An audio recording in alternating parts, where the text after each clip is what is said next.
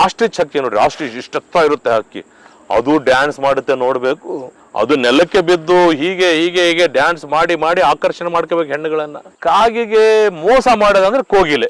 ನಾವು ಕೋಗಿಲೆ ಕೋಗಿಲೆ ಅಂತ ಹೇಳ್ತೀವಲ್ಲ, ಆ ಕೋಗಿಲೆ ಎಷ್ಟು ಸುಂದರವಾಗಿ ಹಾಡುತ್ತೆ, ಎಷ್ಟು ಸುಂದರವಾಗಿ ಇದು ಮಾಡುತ್ತೆ, ಆದ್ರೆ ಮಹಾ ಮೋಸಗಾರ. ಅಲ್ಲಿರುವಂತ ಒಂದು ಮೊಟ್ಟೆನ ಅದು ಹೇಗ್ ಗೊತ್ತಾಗುತ್ತೋ, ಬೆನ್ನಿಂದ ದಬ್ಬಿ ದಬ್ಬಿ ದಬ್ಬಿ ಅದನ್ನ ಗೂಡಿಂದ ಹೊರಗೆ ಬೀಳಿಸ್ಬಿಡ್ತೈತೆ. ಅದು ಮರಿ ಸತ್ತೋಗ್ಬಿಡುತ್ತೆ. ಯಾವಾಗ ಕಾ ಕಾ ಅನ್ನೋ ಬದ್ದೆ ಅದು ಕೂ ಕೂ ಅಂದ್ಬಿಡುತ್ತೆ.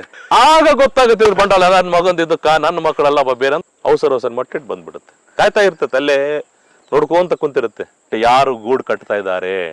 ಮನುಷ್ಯರಲ್ಲಿ ಏನಪ್ಪಾ ಅಂದ್ರೆ ಹೆಣ್ಣು ಸುಂದರವಾಗಿರ್ಬೇಕು, ಹೆಣ್ಣು ಹಾಡ್ಬೇಕು, ಹೆಣ್ಣು ಡ್ಯಾನ್ಸ್ ಮಾಡ್ಬೇಕು. ಆದ್ರೆ ಪ್ರಕೃತಿಯಲ್ಲಿ ಉಲ್ಟಾ. ಪಕ್ಷಿಗಳಲ್ಲಿ ಗಂಡು ಸುಂದರವಾಗಿರುತ್ತೆ, ಬಣ್ಣ ಬಣ್ಣ ಬಣ್ಣ ಇರುತ್ತೆ. ಮೀಟಿಂಗ್ ಸೀಸನ್ ಬಂದ್ರೆ ಅಲಂಕಾರ ಮಾಡ್ಕೊಳ್ಳುತ್ತೆ ಗಂಡು ಚೆನ್ನಾಗಿ ಹಾಡುತ್ತೆ, ಚೆನ್ನಾಗಿ ನೃತ್ಯ ಮಾಡುತ್ತೆ. ಉದಾಹರಣೆಗೆ ನವಿಲು. ಆ ಹೆಣ್ಣು ಬಂದು ಕಣ್ಣೀರು ಕುಡಿದ್ಬಿಟ್ಟು ಅದು ಗರ್ಭ ಧರಿಸಿ ಮರಿ ಹಾಕುತ್ತ. ಶ್ರೀಗಂಧದ ಮರ ಎಂಥ ಶ್ರೀಮಂತ, ಎಂಥ ಬೆಲೆ, ಅದಕ್ಕೆ ಏನು ಗೌರವ ಶ್ರೀಗಂಧಕ್ಕೆ.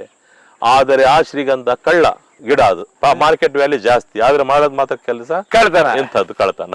ಒಳಗೇನೆ ಬಹಳಷ್ಟು ಕಡೆ ಕಾಗೆ ಬರ್ತಾ ಇಲ್ಲ ಸರ್, ಕಡಿಮೆ ಆಗಿದ್ದಾವೆ, ಏನ್ ಮಾಡ್ಬೇಕು ನೋಡಿ. ಇದು ಪ್ರಶ್ನೆ ದೊಡ್ಡದು. ಯಾಕಂದ್ರೆ ಕಾಗೆಗಳ ಸಂತತಿ ಕಡಿಮೆ ಆಗ್ತಾ ಇದೆ. ಯಾಕೆ ಕಡಿಮೆ ಆಗ್ತಾ ಇದೆ ಅಂದ್ರೆ, ನಾವು ಇಲಿಗಳನ್ನ ಸಾಯಿಸ್ಲಿಕ್ಕೆ ಇಲಿ ಪಾಷಾಣ ಅಂತ ಸಿಗುತ್ತೆ. ರಸ್ತೆಯಲ್ಲಿ ಮಾರ್ತಾರೆ ಸಂತೆಯಲ್ಲಿ. 5 ರೂಪಾಯಿ 10 ರೂಪಾಯಿ ಇಲಿ ಪಾಷಾಣ ಸಿಗುತ್ತೆ. ಇಲಿ ಪಾಷಾಣ ತಂದು ಮನೆಗೆ ಇಡ್ತಾರೆ, ಇಲಿಗಳು ತಿಂದು ಸಾಯ್ತಾವೆ. ಅಂತ ಇಲಿಗಳು ತಗೊಂಡು ನಾವು ರಸ್ತೆಗೆ ಬಿಸಾಕ್ತಿವಿ ಹೊರಗೆ. ಅಂತ ವಿಷಪೂರಿತವಾದ ಇಲಿಗಳನ್ನ ತಿಂದ ಕಾಗೆಯ ದೇಹದಲ್ಲಿ ವಿಷ ಹೋಗಿ ಕಾಗೆಗಳು ಕಡಿಮೆ ಆಗ್ತವೆ. ಅದಕ್ಕೆ ಕಾಗೆಗಳನ್ನ ನಾವು ರಕ್ಷಣೆ ಮಾಡಬೇಕಾಗಿದೆ. ಕಾಗೆ ವನ ಅಂತ ಇದೆ ಬಳ್ಳಾರಿಯಲ್ಲಿ, ಕಾಗೆ ಪಾರ್ಕ್ ಅಂತಿದೆ ಬಳ್ಳಾರಿಯಲ್ಲಿ. ಕಾಗೆಗಳಿಗೋಸ್ಕರ ಒಂದು ಪಾರ್ಕ್ ಮಾಡಿದ್ದಾರೆ. ಹಾಗೆ ಕಾಗೆಗಳ ರಕ್ಷಣೆ ಮಾಡ್ಬೇಕಾಗಿ ನಾವು ಕಾಗೆನ ಅಲಕ್ಷ್ಯ ಮಾಡಿ ಇಟ್ಬಿಟ್ಟಿದೀವಿ. ಅದು ತಪ್ಪು. ಕಾಗೆ ಅತ್ಯಂತ ಮುಖ್ಯವಾದಂತಹ ಕಾಗೆ ವನ ಇದೆನಾ? ಕಾಗೆ ಪಾರ್ಕ್ ಅಂತಿದೆ ಬಳ್ಳಾರಿಯಲ್ಲಿ. ನೀವು ಬಳ್ಳಾರಿಯಲ್ಲಿ ಹೋದ್ರೆ ಕೇಳ್ಬೋದು ಕಾಗೆ ಪಾರ್ಕ್ ಎಲ್ಲಿದೆ ಅಂದ್ರೆ ಹೇಳ್ತಾರೆ. ದೇಶದಲ್ಲಿ ಹಾಗೆ ಕಾಗೆಗಳ ಬಗ್ಗೆ ನಾವು ಅಲಕ್ಷ್ಯ ಮಾಡಿದೀವಿ. ಅದು ಬಹಳ ಮುಖ್ಯ. ಅದನ್ನ ಕನ್ಸರ್ವೇಶನ್ ಮಾಡೋದು ಬಹಳ ಇಂಪಾರ್ಟೆಂಟ್. ಮತ್ತೆ ಕಾಗೆ ಏನ್ ಸರ್ ಇದು ಸೇಡ್ ತೀರಿಸ್ಕೊಳ್ಳುತ್ತಾ? ಹೌದು, ಸೇಡಂದ್ರೆ ಸಿಟ್ಟು.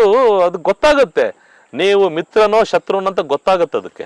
ಹಾಗಾಗಿ ಒಂದು ಸಾರಿ ಕಾಗೆ ಏನಾದ್ರು ಕೊಟ್ಟು ನೋಡಿ, ಬಿಸ್ಕೊಟ್ಟು ಬ್ರೆಡ್ ಕೊಟ್ಟು ನೋಡಿ, ಅದು ಖುಷಿ ಪಡುತ್ತೆ, ನೋಡುತ್ತೆ, ಗುರುತಿಡಿದು ಇವರಪ್ಪ ನಮ್ಗೆ ಕೊಟ್ಟಿದ್ದಂತ. ಕಾಗೆಗೆ ಮೋಸ ಮಾಡೋದಂದ್ರೆ ಕೋಗಿಲೆ.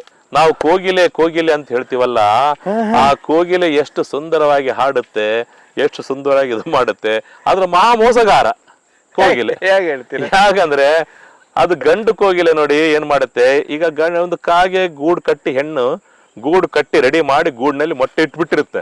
ಆದ್ರೆ ಕೋಗಿಲೆ ಗೂಡು ಕಟ್ಟಲ್ಲ, ಬೇರೆ ಗೂಡಲ್ಲಿ ಹೋಗಿ ಮೊಟ್ಟೆ ಇಡುತ್ತೆ. ಬೇರೆ ಗೂಡು ಕಟ್ಕೊಂಡಿರ್ತಾರೆ, ಅಲ್ಲಿ ಹೋಗಿ ಆ ಮೊಟ್ಟೆನ ತೆಗೆದು ತನ್ನ ಮೊಟ್ಟೆ ಇಡುತ್ತೆ ಕೋಗಿಲೆ.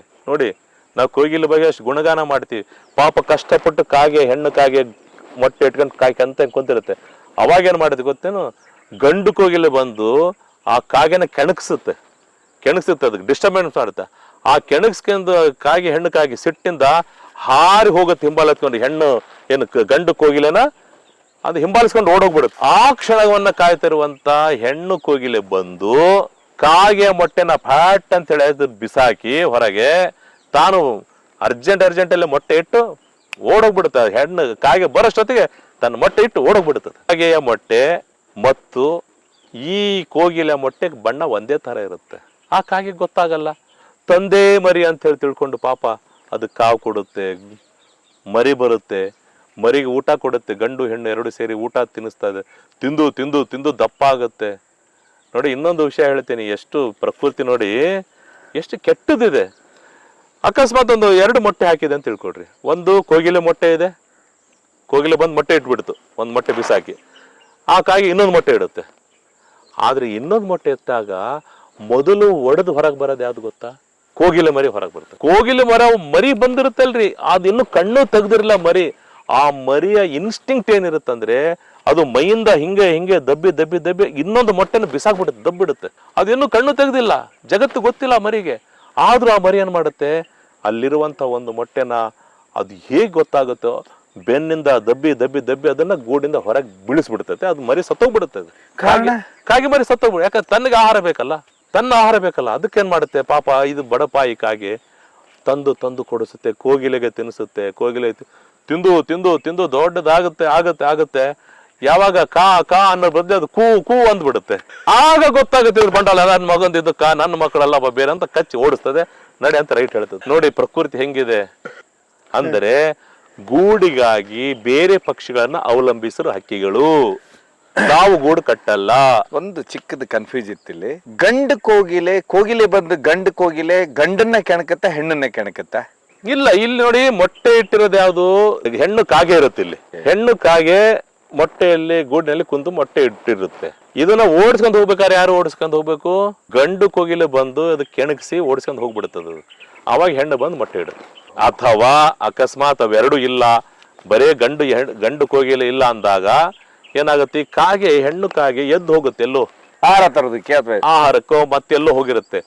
ಆಗ ಇದು ಹೋಗಿ ಆ ಮೊಟ್ಟೆನ ಬಿಸಾಕ್ಬಿಟ್ಟು ತಾನು ಮೊಟ್ಟೆ ಇಟ್ಟು ಅವಸರ ಮೊಟ್ಟೆ ಇಟ್ಟು ಬಂದ್ಬಿಡುತ್ತೆ. ಕಾಯ್ತಾ ಇರ್ತದೆ ಅಲ್ಲೇ ನೋಡ್ಕೊಂತ ಕುಂತಿರುತ್ತೆ, ಯಾರು ಗೂಡು ಕಟ್ತಾ ಇದ್ದಾರೆ, ಯಾರು ಕಟ್ತಾ ಇಲ್ಲ. ಹೀಗೆ ಎಲ್ಲಾ ಪ್ರಭೇದದ ಕೋಗಿಲೆ ಅಂದ್ರೆ ಒಂದೇ ಅಲ್ಲ ಇರೋದು.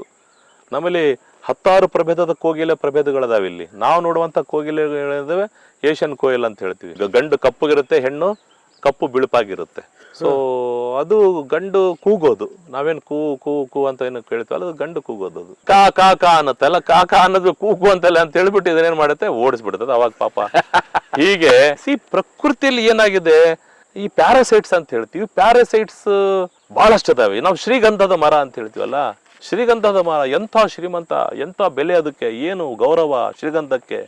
ಆದರೆ ಆ ಶ್ರೀಗಂಧ ಕಳ್ಳ ಗಿಡ. ಅದು ಅಂತ ದೊಡ್ಡ ಶ್ರೀಗಂಧ ಹೆಸರುವಾಸಿ ಆಗಿರೋದು ತನ್ನ ಸ್ವಂತ ನೀರಿನ ಕೊಳವೆ ನೀರಿಗಾಗಿ ಏನ್ ಮಾಡುತ್ತೆ, ತನ್ನ ಬೇರೆಯವರ ಬೇರಿಗೆ ರಂಧ್ರ ಕೊರೆದ್ಬಿಟ್ಟು ಬೈಪಾಸ್ ಮಾಡ್ಕೊಳ್ತದೆ, ನೀರು ಕದ್ಕೊಳ್ತದೆ ಬೇರೆ ಭೂಮಿಯೊಳಗೆ. ಹೌದು, ಬೇರೆ ಗಿಡಗಳ ಬೇರಿಗೆ ರಂಧ್ರವನ್ನ ಕೊರೆದು ಅದರ ನೀರನ್ನ ಇದು ಎಳ್ಕೊಂಡು ಬೆಳೆಯೋದು ಶ್ರೀಗಂಧ. ಮಾರ್ಕೆಟ್ ವ್ಯಾಲ್ಯೂ ಜಾಸ್ತಿ, ಆದ್ರೆ ಮಾಡೋದ್ ಮಾತ್ರ ಕೆಲಸ ಕಳ್ತನ. ಎಂಥದ್ದು ಕಳ್ತನ. ಒಳಗಿನ ಏನ್ ಸರ್ ಪ್ರಕೃತಿ ಹಿಂಗಿದೆ ಸರ್. ಪ್ರಕೃತಿಯಲ್ಲಿ ಯಾರು ಮನುಷ್ಯನೊಬ್ಬನೇ ಕಳ್ಳ, ಎಲ್ಲಾರು ದೊಡ್ಡದು ಅಂತ ಹೇಳ್ತೀವಲ್ಲ, ಅದ್ರಲ್ಲಿ ಹಿಂಗಿರ್ತದೆ ಯಾವಾಗ್ಲೂ. ಕೋಗಿಲೆ ಹಂಗೆ ಹಾಡುತ್ತೀವಿ ಅಂತ ಹೇಳ್ತೀವಿ, ಆದ್ರೆ ಕೋಗಿಲೆ ಏನ್ ಮಾಡ್ತದೆ, ಬೇರೆ ಮೊಟ್ಟೆ ಸಾಯಿಸಿ ತನ್ನ ಮೊಟ್ಟೆ ಇಡು. ತಾನು ಗೂಡು ಕಟ್ಟಕ್ಕೆ ಏನಾಗಿದೆ ದಾಡಿ, ಅದಕ್ಕೆ ತಾನು ಗೂಡು ಕಟ್ಟಕ್ ಆಗಲ್ಲ. ಅದು ಗೂಡು ಕಟ್ಟೋದು ಪ್ರಕೃತಿ ಕಲಿಸಿಲ್ಲ. ಕಾಗೆ ಎಷ್ಟು ಪರೋಪಕಾರಿ, ಪ್ರಕೃತಿಯ ಒಂದು ಸಮತೋಲಕ ಪಕ್ಷಿ ಬೇರೆ ಯಾವುದಿಲ್ಲ. ಕಾಗೆ ಬಹಳ ನಮ್ಮ ಪ್ರಕೃತಿಗೆ ಬೇಕಾದಂತ ಪಕ್ಷಿ. ಅದು ಪರೋಪಕಾರಿ ಹೌದು, ಜ್ಞಾನಿಯೂ ಹೌದು, ಬುದ್ಧಿವಂತ ಪಕ್ಷಿ ಹೌದು. ಜಾಡಮಾಲಿ ಸ್ವಚ್ಛತೆ ಮಾಡಿ ಪರಿಸರನ ಕ್ಲೀನ್ ಆಗಿರುವಂತದ್ದು. ಎಲ್ಲಿರುತ್ತೆ ಸರ್ ಇದು ಹೆಚ್ಚು ಕಡಿಮೆ? ಅಂದ್ರೆ ಮರದ ಪೊಟ್ರೆ ಒಳಗೆ ಇರುತ್ತೆ, ಮರದ ಮೇಲೆ ಇರ್ತಾವ ಅಷ್ಟೇ, ಪೊಟ್ರೆ ಇಲ್ಲ. ಮರದ ಮೇಲೆ ಗೂಡು ಮರಿ ಮಾಡ್ಬೇಕಾದ್ರೆ ಅಷ್ಟೇ ಗೂಡು ಕಟ್ಟಿದೆ. ಅದರ್ವೈಸ್ ಅದು ಮರದ ಮೇಲೆ ಸಾಮಾನ್ಯವಾಗಿ ರೂಸ್ಟಿಂಗ್ ರೆಂಬೆಗಳ ಮೇಲೆ ಅವು ನಿದ್ದೆ ರೆಂಬೆಗಳ ಮೇಲೆ ನಿದ್ದೆ ಮಾಡ್ತವೆ ಅಷ್ಟೇ. ಅದು ಬಿಟ್ರೆ ಆಮೇಲೆ ಇದ್ರದ್ದು ಮೈಟಿಂಗ್ ಎಲ್ಲ ಒಂದೇ ಸರಿ. ಹೌದೌದು, ಅದೆಲ್ಲ ಒಂದು ಸೀಸನ್ ಇರುತ್ತೆ, ಆ ಟೈಮ್ ನಲ್ಲಿ ಅಷ್ಟೇ ಆಗುತ್ತೆ. ಕಾಗೆದು ರಕ್ಷಣೆ ಮಾಡ್ಬೇಕಾಗಿದೆ. ಕಾಗೆಗಳ ಬಗ್ಗೆ ಅಲಕ್ಷ್ಯ ಮಾಡಿದೀವಿ ನಾವು. ಇವತ್ತು ಕಾಗೆಗಳ ಸಂಖ್ಯೆ ಕಡಿಮೆ ಆಗಿದೆ, ಅವು ಉಳಿಬೇಕು. ಕಾಗೆಗಳು ಶನಿದೇವರ ವಾಹನದ ಗೌರವ ಕೊಡ್ಬೇಕು ನಾವು. ಈಗ ನವಿಲು, ಷಣ್ಮುಖನ ವಾಹನ ನವಿಲು, ಸರಸ್ವತಿಯ ವಾಹನ ಹಂಸ. ನೋಡಿ, ಒಂದೊಂದು ಗರುಡನ ವಾಹನ ಗರುಡ. ನೋಡಿ ಎಷ್ಟು ಪಕ್ಷಿಗಳು ನಮ್ಗೆಲ್ಲ ಒಂದು. ಲಕ್ಷ್ಮಿಯ ವಾಹನ ಗೂಬೆ, ಲಕ್ಷ್ಮೀ ದೇವತೆಯ ವಾಹನಗಳು. ಹಕ್ಕಿಗಳು ನಮ್ಮ ಪರಿಸರದ ಒಂದು ಭಾಗ, ನಮ್ಮ ಪುರಾಣದ ಒಂದು ಭಾಗ. ಅವನ್ನ ಬಿಟ್ಟು ನಾವು ಬದುಕಕ್ಕಾಗಲ್ಲ. ಬಟ್ ಈ ಭಾಗದಲ್ಲಿ ನವಿಲು ಇಲ್ವಾ ಸರ್? ನವಿಲಿದೆ. ನವಿಲು ಈಗೇನಾಗಿದೆ, ನವಿಗಳ ಸಂಖ್ಯೆ ಸಿಕ್ಕಾಬಟ್ಟೆ ಜಾಸ್ತಿ ಆಗ್ತಾ ಇದೆ. ಆ ನವಿಲುಗಳು ಪ್ರಕೃತಿ ಸಮತ. ಅವು ಹುಳ ಹುಪ್ಪಳಿಗಳನ್ನ ತಿಂತಾವೆ, ಅಲ್ಲಿರುವಂತಹ ಕೀಟಗಳನ್ನ ತಿಂತಾವೆ, ಅವನು ಬ್ಯಾಲೆನ್ಸ್ ಮಾಡ್ತಾವೆ. ಬಟ್ ಹಾವಿನ ಮೇಲೆ ದಾಳಿ ಮಾಡ್ತಾವೆ, ಹಾವನ್ನು ಹಿಡಿತದೆ, ಹಾವಿನ ಮರಿಗಳನ್ನು ಹಿಡ್ಕೊಳ್ತಾವೆ. ಗರಿಬಿಚ್ಚಿ ಡ್ಯಾನ್ಸ್ ಆಡುತ್ತಲ್ಲ, ಅದು ಯಾವಾಗ ಸರ್? ಅದು ನೋಡಿ, ಅದು ಗಂಡು ಯಾವಾಗ್ಲೂ. ಈಗ ಒಂದು ವಿಚಿತ್ರ ಇದೆ ನೋಡಿ, ಹೇಳಕ್ ಇಷ್ಟಪಡ್ತೀನಿ. ಏನಂದ್ರೆ, ಮನುಷ್ಯರಲ್ಲಿ ಏನಪ್ಪಾ ಅಂದ್ರೆ, ಒಂದು ಮನುಷ್ಯರಲ್ಲಿ ಬಯಾಸ್ ಇದೆ ನೋಡಿ. ಹೆಣ್ಣು ಸುಂದರವಾಗಿರ್ಬೇಕು, ಹೆಣ್ಣು ಹಾಡ್ಬೇಕು, ಹೆಣ್ಣು ಡ್ಯಾನ್ಸ್ ಮಾಡ್ಬೇಕು. ಆದ್ರೆ ಪ್ರಕೃತಿಯಲ್ಲಿ ಉಲ್ಟಾ. ಪಕ್ಷಿಗಳಲ್ಲಿ ಗಂಡು ಸುಂದರವಾಗಿರುತ್ತೆ, ಬಣ್ಣ ಇರುತ್ತೆ. ಮೀಟಿಂಗ್ ಸೀಸನ್ ಬಂದ್ರೆ ಅಲಂಕಾರ ಮಾಡ್ಕೊಳ್ಳುತ್ತೆ ಗಂಡು ಚೆನ್ನಾಗಿ ಹಾಡುತ್ತೆ, ಚೆನ್ನಾಗಿ ನೃತ್ಯ ಮಾಡುತ್ತೆ. ಉದಾಹರಣೆಗೆ ನವಿಲು ಅಂದ್ರೆ ಗಂಡು ನವಿಲು ಗರಿ ಬೆಳೆಸ್ಕೊಳ್ಳುತ್ತೆ. 6 ತಿಂಗಳ ಬೇಕು ಗರಿ ಬೆಳಿಲಿಕ್ಕೆ, ಪ್ರತಿ ವರ್ಷ ಬೆಳೀತದೆ. 6 ತಿಂಗಳ ಮಳೆಗಾಲ ಆರಂಭ ಆಗ್ತದೆ, ಗರಿಗಳು ಬಂದ್ಬಿಡ್ತವೆ. ಇಷ್ಟುದ್ದ ಗರಿ, ಬಣ್ಣ ಅಲಂಕಾರ. ಗಂಡು ಅದು ಕೂಗಬೇಕು, ಚೆನ್ನಾಗಿ ಕೂಗು ಅಂತ ಹಾಡುತ್ತೆ. ಜೊತೆಗೆ ಡ್ಯಾನ್ಸ್ ಮಾಡೋ ಗರಿ ಎಲ್ಲ ಹಿಂಗ ತೆಗೆದ್ಬಿಟ್ಟು ಅದು ತಕತೆ ಅಂತ ಡ್ಯಾನ್ಸ್ ಮಾಡ್ತಾ ಇರುತ್ತೆ. ಅದನ್ನ ನೋಡಿ ಹೆಣ್ಣು ನವಿಲು ಆಕರ್ಷಿತರಾಗ್ತಾರೆ. ನಮ್ಮಲ್ಲಿ ಬಹಳ ಜನ ಪ್ರಶ್ನೆ ಮಾಡ್ತಾರೆ, ನನಗೆ ಬಹಳ ಜನ ಕೇಳ್ತಿರ್ತಾರೆ, ಸರ್ ಗಂಡು ನವಿಲುಗಳಲ್ಲಿ ಗಂಡು ಡ್ಯಾನ್ಸ್ ಮಾಡ್ತಾ ಇರುತ್ತಂತೆ, ಅವ್ ಡ್ಯಾನ್ಸ್ ಮಾಡ್ತಾ ನನ್ನ ಗರಿ ಎಷ್ಟು ಚೆನ್ನಾಗಿದೆ ನೋಡಿ, ಆದ್ರೆ ಕಾಲು ಮಾತ್ರ ಸರಿ ಇಲ್ಲ ಅಂತ ಕಣ್ಣೀರು ಹಾಕ್ಬಿಡುತ್ತಂತೆ. ಆ ಹೆಣ್ಣು ಬಂದು ಕಣ್ಣೀರು ಕುಡಿದ್ಬಿಟ್ಟು ಅದು ಗರ್ಭ ಧರಿಸಿ ಮರಿ ಹಾಕುತ್ತಂತ. ಇಂಥ ನಂಬಿಕೆ ನಮ್ಮಲ್ಲಿದೆ. ಇಲ್ಲ ಸ್ವಾಮಿ, ಹಾಗೇನಿಲ್ಲ. ಗಂಡು ನೃತ್ಯ ಮಾಡುತ್ತೆ. ಆ ನೃತ್ಯ ಯಾರು ಚೆನ್ನಾಗಿ ಮಾಡ್ತಿದ್ದಾರೆ ಗಂಡು ಅಂತ ಹೇಳಿ ಅಲ್ಲಿ ಹೆಣ್ಣುಗಳು ಕಾಯ್ತಾ ಇರ್ತಾರೆ. ಆ ಹೆಣ್ಣು ಬಂದು ಇದನ್ನ ಸೆಲೆಕ್ಟ್ ಮಾಡ್ಕೊಳ್ಳುತ್ತೆ. ಆಗ ಅವೆರಡು ಮಿಲನಗೊಂಡ ಮೇಲೆ ಮೊಟ್ಟೆ ಇಟ್ಟು ಮರಿ ಮಾಡೋದು ಹೊರತು ಕಣ್ಣೀರಿಂದ ಮೊಟ್ಟೆ ಹಾಕಲ್ಲ. ಇದು ಮೂಢನಂಬಿಕೆ ನಮ್ಮ ಭಾಗದಲ್ಲಿ ಬಹಳ ಜನರಲ್ಲಿ ಇದೆ. ಅದು ಹೋಗ್ಬೇಕು. ಕಣ್ಣೀರಿಂದ ಮೊಟ್ಟೆ, ಕಣ್ಣೀರು ತಗೊಂಡ್ಬಿಡುತ್ತೆ ಅಂತ ಇಲ್ಲೆಲ್ಲ ಕಾಮನ್ ನಮ್ಮ ಭಾಗದಲ್ಲಿ ಕತೆಗಳು. ಆದ್ರೆ ಈ ತರ ನೀವು ಯಾವುದೇ ಹಕ್ಕಿಗಳು ನೋಡ್ಕೊಳ್ಳಿ, ಗಂಡು ಹಕ್ಕಿಗಳು ಏನು ಸಂತಾನೋತ್ಪತ್ತಿಯ ಕಾಲ ಬಂದ್ರೆ ಅಲಂಕಾರ ಮಾಡ್ತವೆ, ಬಹಳ ಸುಂದರವಾಗಿ ಅಲಂಕಾರ ಮಾಡ್ಕೊಳ್ತವೆ, ಸುಶ್ರಾಯವಾಗಿ ಹಾಡ್ತವೆ ಮತ್ತು ನೃತ್ಯವನ್ನ ಮಾಡ್ತವೆ. ಯಾಕೆ? ಹೆಣ್ಣನ್ನ ಒಲಿಸ್ಕೊಳ್ಳಿಕ್ಕೆ. ಆದ್ರೆ ಹೆಣ್ಣು ಮಾತ್ರ ಸಾದಾ ಬಣ್ಣ, ಅಲಂಕಾರ ಇರಲ್ಲ ಹೆಣ್ಣು ಬಣ್ಣಕ್ಕೆ. ಅದು ಹೆಣ್ಣು ಹಾಡೋದಿಲ್ಲ, ಹೆಣ್ಣು ನೃತ್ಯ ಮಾಡೋದಿಲ್ಲ. ಸುಂದರ ಅಂದ್ರೆ ಬಣ್ಣ ನಾರ್ಮಲ್ ಬಣ್ಣ, ನಾರ್ಮಲ್ ಆಗಿರುತ್ತೆ. ಉದಾಹರಣೆಗೆ ಆಸ್ಟ್ರಿಚ್ ಹಕ್ಕಿ ನೋಡ್ರಿ, ಆಸ್ಟ್ರಿಚ್ ಇಷ್ಟು ಎತ್ತರ ಇರುತ್ತೆ ಹಕ್ಕಿ, ಅದು ಡ್ಯಾನ್ಸ್ ಮಾಡುತ್ತೆ ನೋಡ್ಬೇಕು. ಎಷ್ಟು ಎತ್ತರ ಇರೋ ಹಕ್ಕಿ ಅದು ನೆಲಕ್ಕೆ ಬಿದ್ದು ಹೀಗೆ ಹೀಗೆ ಹೀಗೆ ಡ್ಯಾನ್ಸ್ ಮಾಡಿ ಮಾಡಿ ಆಕರ್ಷಣೆ ಮಾಡ್ಕೋಬೇಕು ಹೆಣ್ಣುಗಳನ್ನ. ಆ ಹೆಣ್ಣೆಲ್ಲ ನೋಡ್ತಿರ್ತಾವ, ಅಬ್ಸರ್ವ್ ಮಾಡ್ತಾವ, ಯಾರಪ್ಪ ಚೆನ್ನಾಗಿ ಡ್ಯಾನ್ಸ್ ಮಾಡ್ತಾರಂತ. ಗಂಡುಗಳು ಕಲರ್ಫುಲ್, ಗಂಡುಗಳು ಹಾಡಬೇಕು, ಗಂಡುಗಳು ಡ್ಯಾನ್ಸ್ ಮಾಡ್ಬೇಕು. ಪಕ್ಷಿ ಲೋಕದಲ್ಲಿ ಇದು ಹಕ್ಕಿಗಳಲ್ಲಿ ಡ್ಯಾನ್ಸ್ ಬಾರ್ ಇದೆ. ಪಕ್ಷಿಗಳ ಲೋಕ ಇದು, ಪಕ್ಷಿಗಳ ಲೋಕದಲ್ಲಿ ಡ್ಯಾನ್ಸ್ ಇದೆ, ವಿಸ್ಮಯ ಲೋಕ. ಅದರಲ್ಲಿ ಹೆಣ್ಣನ್ನ ಒಲಿಸ್ಬೇಕಂತ ಹೇಳಿದ್ರೆ ಗಂಡು ಹಕ್ಕಿ ಅಲಂಕಾರ ಬಣ್ಣ ಬಣ್ಣದ ಗರಿಗಳನ್ನು ತಗೊಳುತ್ತೆ, ಸುಶ್ರಾವಾಗಿ ಹಾಡುತ್ತೆ ಮತ್ತು ಹೆಣ್ಣುಗಳ ಮುಂದೆ ನೃತ್ಯ ಮಾಡುತ್ತೆ, ಪ್ರದರ್ಶನ ಮಾಡುತ್ತೆ. ಅದು ಪ್ರದರ್ಶನದ ರೂಪ ಬೇರೆ ಬೇರೆ ಇರಬಹುದು.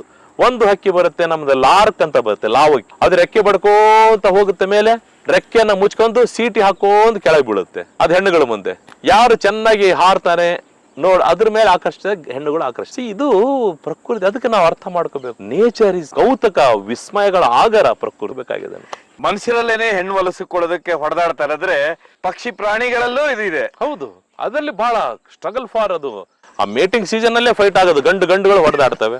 ಆನೆಗಳು ಬಂದ ಕೂಡ್ಲೇನೆ ಇದೇ ಆಗ್ಬಿಡುತ್ತೆ. ಹೌದು, ಗಂಡೇ ಹೊಡೆದಾಡ್ತವೆ. ಹೌದು, ಮರ ಬಂದಾಗ. ಹೌದು, ಅಲ್ಲಿ ಏನಾಗುತ್ತಂದ್ರೆ ಅದು ಪ್ರಕೃತಿ ಮಾಡಿರೋ ನಿಯಮ. ಅದು ಯಾಕೆ ಮಾಡಿದೆ ಅಂದ್ರೆ struggle for existence, survival of the fittest. ಯಾರು ಶಕ್ತಿಶಾಲಿಯಾಗಿದ್ದಾನೋ ಅವನು ಉಳಿತಾನೆ. ಹಾಗಾಗಿ ಅದರಲ್ಲಿ ಯುದ್ಧ ಮಾಡಿ ಯಾರು ಉಳಿತಾನೆ ಅವನಷ್ಟೇ ಅಲ್ಲಿ ಮೇಟಿಂಗ್ ಆಗುತ್ತೆ ಅವನಿಂದ.